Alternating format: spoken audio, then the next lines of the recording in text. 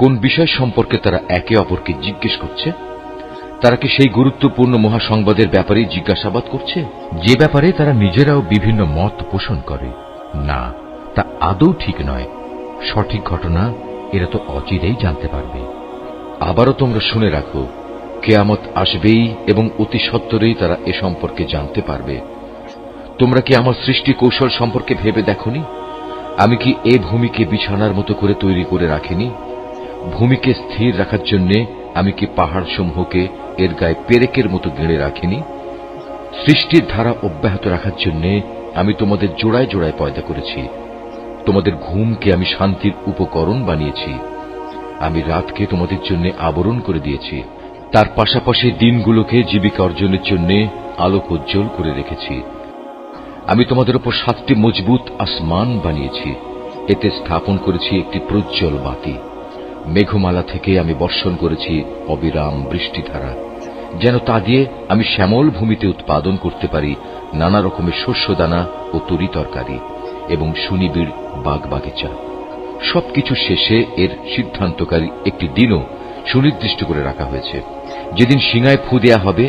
প্রলয়ঙ্করী ফুঁর সাথে সাথে তোমরা দলে দলে আসবে, যখন আসমান খুলে দেয়া হবে এবং তা অনেকগুলো খোলা দরজায় পরিণত হয়ে যাবে। পর্বতমালাকে সরিয়ে দেয়া হবে এবং তা মরীচিকার মতো হয়ে যাবে। নিশ্চয়ই জাহান্নাম পাপীদের জন্য এক গোপন ফাঁদ। বিদ্রোহীদের জন্য তা হবে নিকৃষ্টতম আবাসস্থল। সেখানে তারা কালের পর কাল ধরে পড়ে থাকবে। সেখানে তারা কোনো ঠান্ডা ও পানীয় জাতের কিছু স্বাদ ভোগ করবে না। সেখানে ফুটন্ত পানি, পুঁজ, দুর্গন্ধময় রক্ত, ক্ষত ছাড়া ভিন্ন কিছুই থাকবে না। এ হচ্ছে তাদের যথাযথ প্রতিফল। কারণ এরা হিসাব নিকাশের দিন থেকে কিছুই আশা করেনি, বরং তারা আমার নিদর্শনসমূহকে মিথ্যা প্রতিপন্ন করেছে। আমি তো তাদের যাবতীয় কর্মকাণ্ডের রেকর্ড সংরক্ষণ করে রেখেছি। অতএব তোমরা আযাব উপভোগ করতে থাকো। আজ আমি তোমাদের জন্য শাস্তির মাত্রা বৃদ্ধি করেই দেব। অপরদিকে পরহেজগার লোকদের জন্য রয়েছে পরম সাফল্য। তা হচ্ছে সুসজ্জিত বাগ বাগিচা, আঙুর ফলের সমারোহ।